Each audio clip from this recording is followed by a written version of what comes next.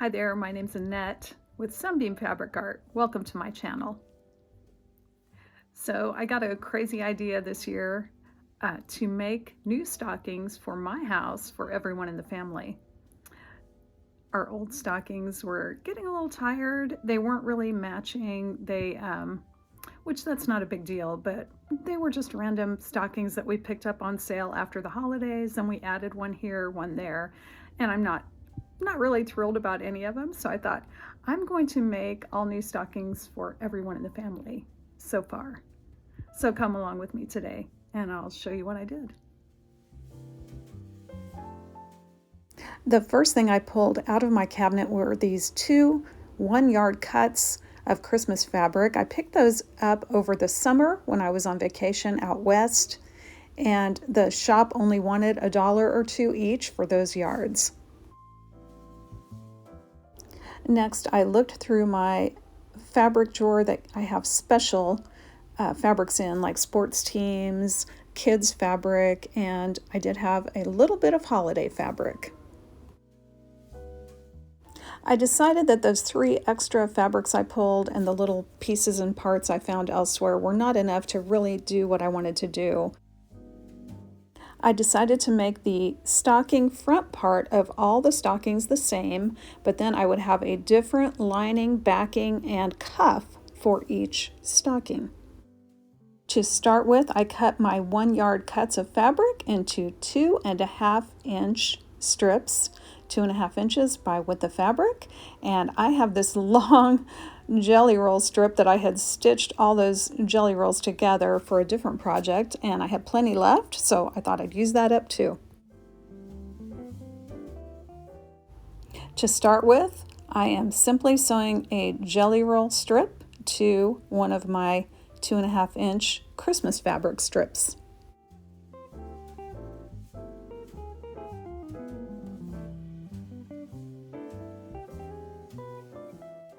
I needed to open up one package of my Kona white 2.5-inch strips because I needed about 15 more to complete stitching these strips.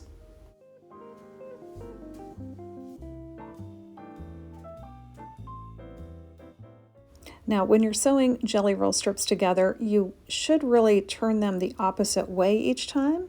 So I made sure my orientation was opposite of the way I had sewed them at the beginning. And then I stitched 2 jelly roll strips to 2 other jelly roll strips to make those strip sets 4 wide.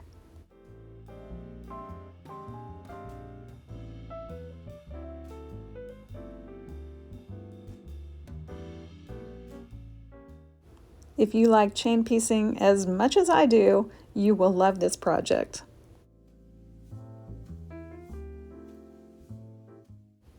Once I had all those chains split apart from each other, I pressed all my little strip sets flat.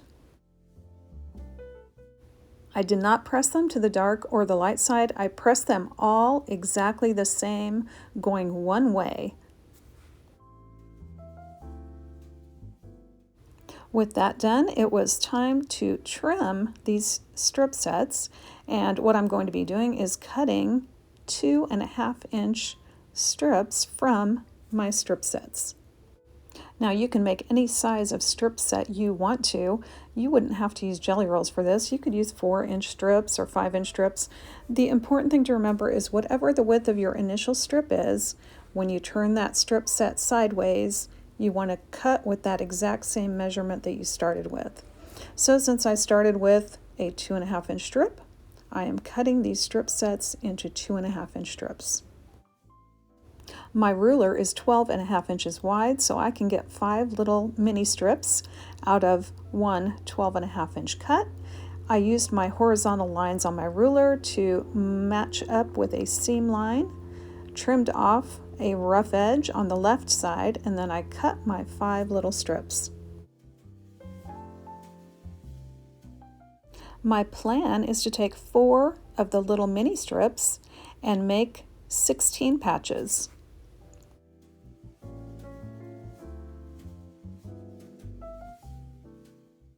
You can cut these strip sets one at a time, or if you feel confident, stack them up. Now we'll take it a little bit slowly through this first stocking I made, which is mine. I started with taking 2 little mini strips, putting them right sides together with opposite colors. So they are making little 8 patches. So I made 2 of those 8 patches. Next, I sewed those 2 8 patches together to make my first 16 patch. I am trying to nest my seams as I go, but I'm going to be honest, they did not all match up perfectly. That's okay.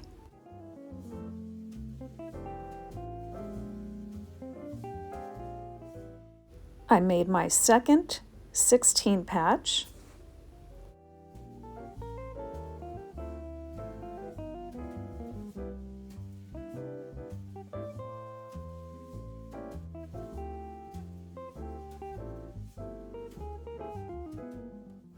Next, I stitched my 2 16 patches together, making sure that opposites were lining up together.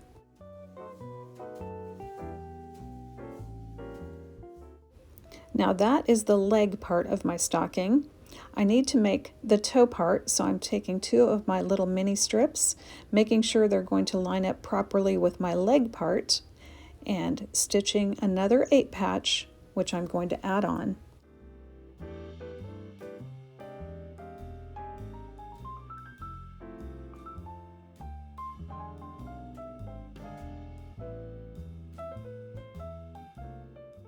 I'm just going to put that toe part right sides together with the leg part at the bottom of the stocking and go ahead and stitch that on.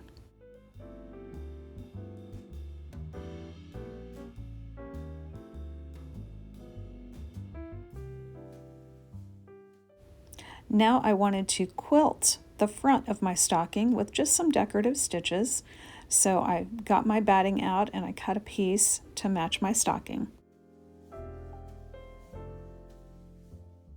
Now it's time to do some stash busting. I have this green fabric that I like in my stash, and I had almost a yard of it. I thought that would be enough. Now for the back of the stocking and the lining on the back of the stocking, I just folded the fabric over and cut off a piece, and I'm going to set that aside for now. Next, I laid out the remaining fabric wrong side up, put my little batting piece on top, and then laid my stocking right side up on top of that. So this is the part that I'm going to quilt. It's my little quilt sandwich. I looked at all my decorative stitches on my sewing machine. I picked one and just sewed over the vertical seams. At the beginning on this stocking, my thread kept breaking, so I swapped out my needle for a heavy-duty needle.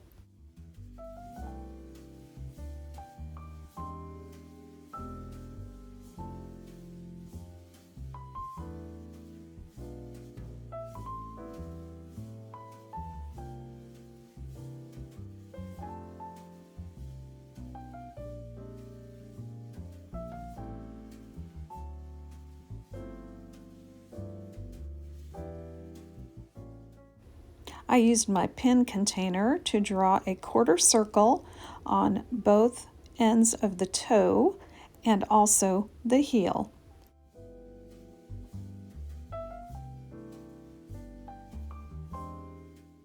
I used my ruler where I could to cut all the straight edges from around my stocking.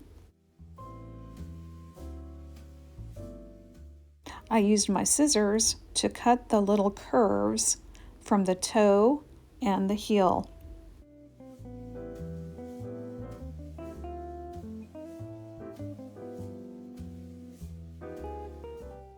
I took the folded over fabric that I had set aside and I laid my stocking right sides together. So the pretty pattern is towards the middle here.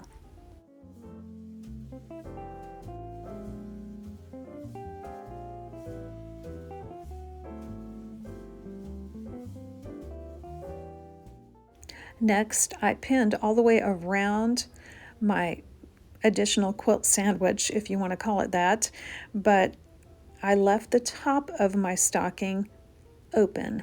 I'm going to have to turn this right side out, so I need that top of the stocking to stay open.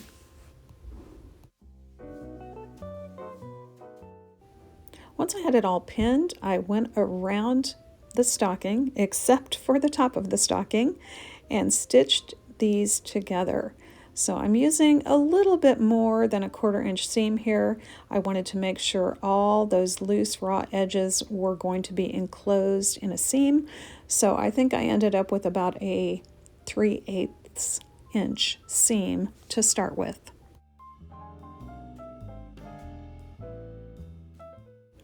Once I got all the way around my stocking, I trimmed away excess bulk very close to my seam, and then I'm going to go over this whole stitch line with an additional blanket stitch.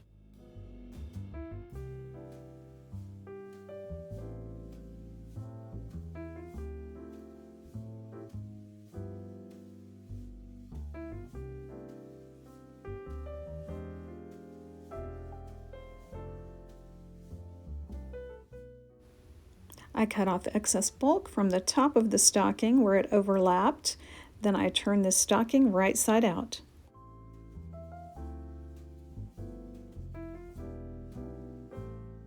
To make a little stocking hanger, I cut a piece 5 inches by about 1.5 inches, folded that in half and pressed it. Then I folded each half to that inner press line. Then I folded that all together and pressed it nice and flat.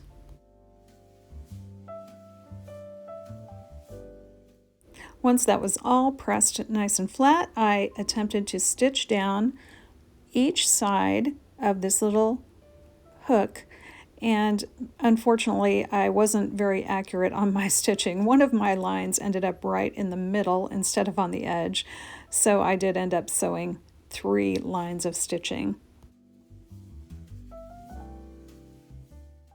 This little hook will be folded in half, and I'm going to stitch that to the inside of this stocking. I'm going to make sure the loop part is down inside the stocking, and I'm going to stitch that real well to that back seam, back stitching it a couple of times to make sure it doesn't tear out.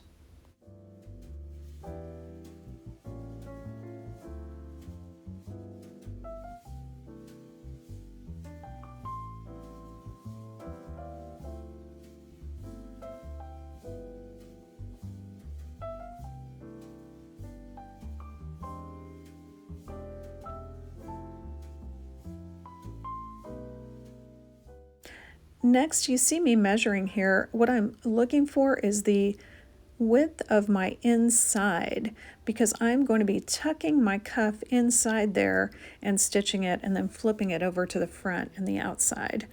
So I would just measure your stocking and see exactly what that inside measurement is, double it, and then decide how wide you want your cuff to be.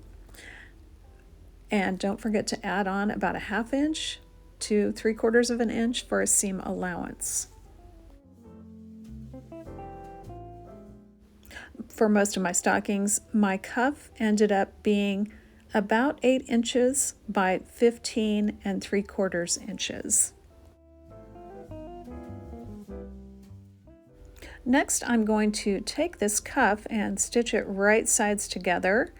I'm stitching that 8 inch side. You can see I made a mistake and stitched it on the long side instead of the shorter side. Make sure you're stitching it together on the right side, which is the one that's going to be the width of the cuff, not the length of the cuff. I pressed that seam open nice and flat. Then I folded my cuff in half with the wrong sides together, and I'm lining up that seam line. Next, I'm tucking in my cuff down into the inside of my stocking. I'm taking that seam line and I'm putting that on the back of the stocking, the heel side, and I'm covering up the little loop I already stitched down inside there. That's lining up with my loop, that seam line. Now I'm going to go ahead and go all the way around and clip this cuff into place on the inside of that stocking. And this is a time where if it's not the exact right measurement for you, you can just pull it off, make adjustments, and get it exactly how you want it.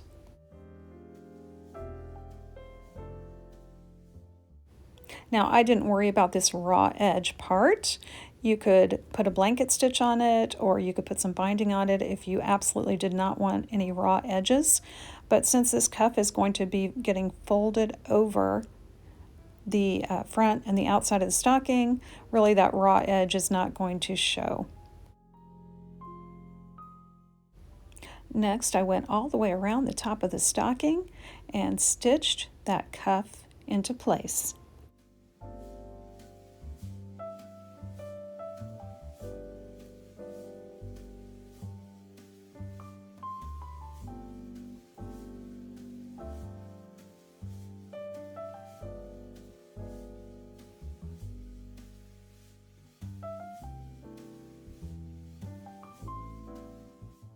Once you get all the way around your cuff, stitching that down, you are done with your stocking.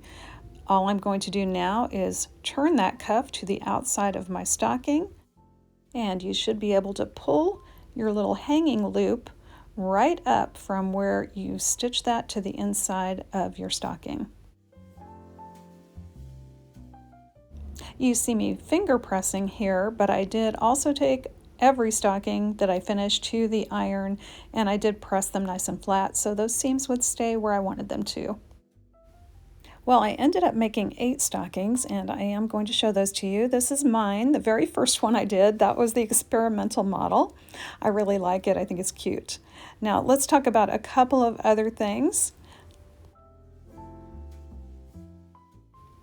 Now, I wanted to let you know, I did run into a situation where instead of putting my 2 16 patches together top to bottom of the foot, of the leg, part of the stocking, I put them together side to side. So then when I went to add on my 8 patch, well, guess what? It was not going to work. So I had to redo this a little bit. Since I like to chain piece, this is why I got into that issue. If you make one stocking at a time, do your 16 patches, lay it out with that 8 patch, you'll be fine. I continued making my front of my stockings. Then I started on a stocking for my husband. He picked out this red and black flannel looking, it's not flannel, it's cotton, but it looks like flannel.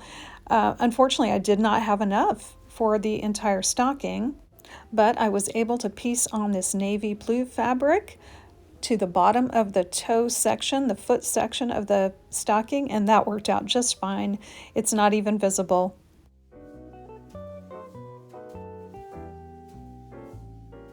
I used a sports team fabric I had in my stash for this stocking. The next time we had a family dinner, I had people pick out the fabrics they liked. So we've got this green, we've got this pretty purple starry sky fabric.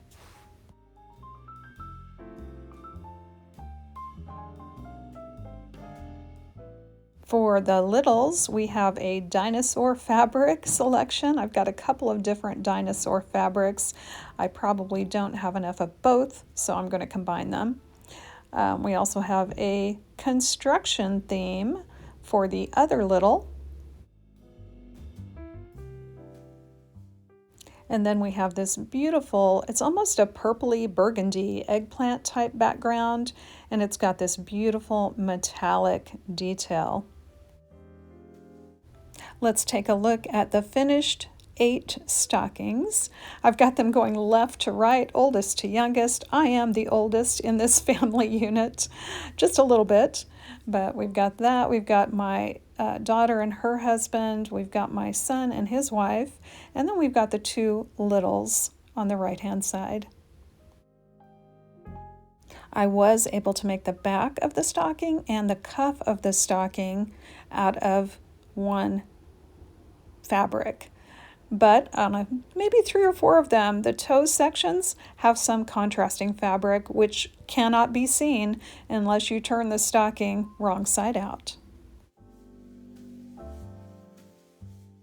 I think it's so fun that everybody got to pick their own fabric for these stockings, and I had enough of those strip sets left over. I put those away into my stash. I have 3 extra stocking fronts that I already put together, but then I kept those long strip sets on hand. As our family grows, I may add to my stocking collection. And also, if the kids get older and they want something different besides construction and dinosaurs, super easy. I will just pull out this little Ziploc bag and make something different. Thanks so much for joining me today, and I hope to see you back again real soon.